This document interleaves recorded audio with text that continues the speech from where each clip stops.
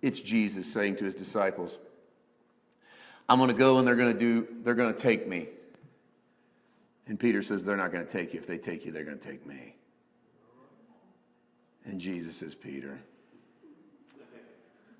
listen to this. This is a beautiful, tender response.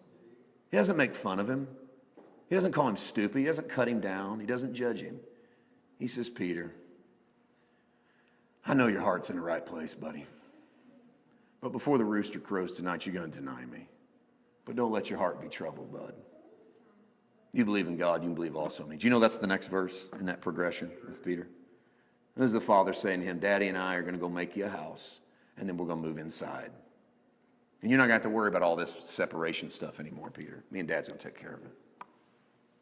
And Peter tries his best and stands outside the judgment hall, and you know what happens.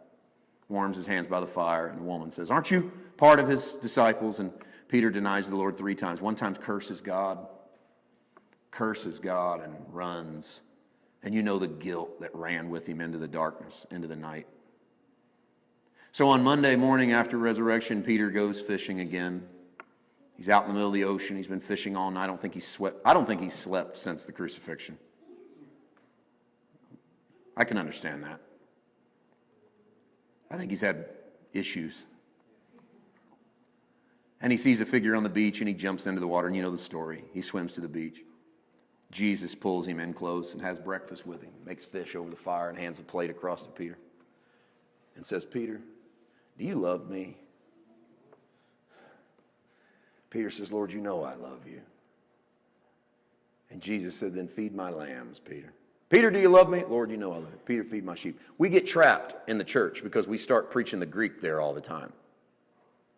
I don't mean you shouldn't preach the Greek, but we get trapped because that's all we do. We go, hey, one time Jesus says, do you love me? And then Peter says, yes, I like you. And then Jesus says, do you like me? And Peter says, if you want to be scholarly about it, you can find a whole lot of moments in the New Testament where we think it's love, but it's like. So let's don't get too locked into that being the interpretation at the beach, okay? But what we ought to see is that Jesus gives Peter the equipment to move forward by reminding him not of what he's done wrong, but of where his first love lies. Peter, do you love me?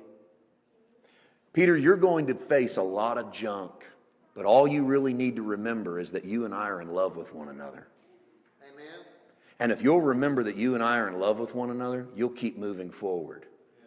Even when you don't have it all figured out theologically, even when you realize some of your doctrine's wrong, even when you read a verse and you have no idea where it's going. You won't feed my sheep because you're guilty. You won't feed my sheep because you have to. You won't feed my sheep because you're condemned. You'll feed my sheep because you and I are in love with each other. Amen. Isn't your Father loving? What an amazing moment. So I look back on Paul a couple decades, 3 decades ago, and I don't see the Father going, oh, he's so stupid. No, I see the Father going, son, you and I are in love. Just keep feeding my sheep. I'm going to shape you. I'm going to craft you. My judgments are past finding out. Be patient with your neighbor. But church, be patient with yourself. Relax if you don't have it all figured out. Your Father's judgments are past finding out.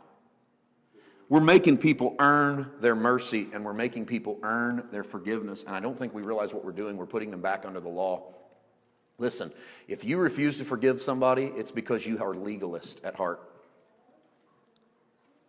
I want to say that again. I want to let that soak in. If you refuse to give someone forgiveness, it's because in that area you have legalism in your heart. How do I know? Because you are making them earn your forgiveness. The very definition of legalism is you get what you earn.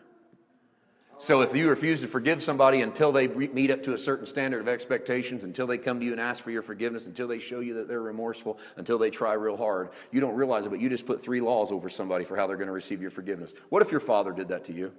What if your Father said to you, you know what, I'll forgive you, but I want to make sure, first of all, that you say that you're sorry, second, that you prove that you're sorry, and third, that you pay me back. And when you do those things, you can have all the forgiveness that you want. Is that grace or law? That's law. So why do we do it to our neighbor? We go, because I'm deeply hurt. Welcome to the club. I don't mean that to be cold, but welcome to the club where the Father watches his Son die at Calvary and says, I'm deeply hurt by a people who I loved and I cared for, but I will forgive. What a remarkable insight into our Father, His grace.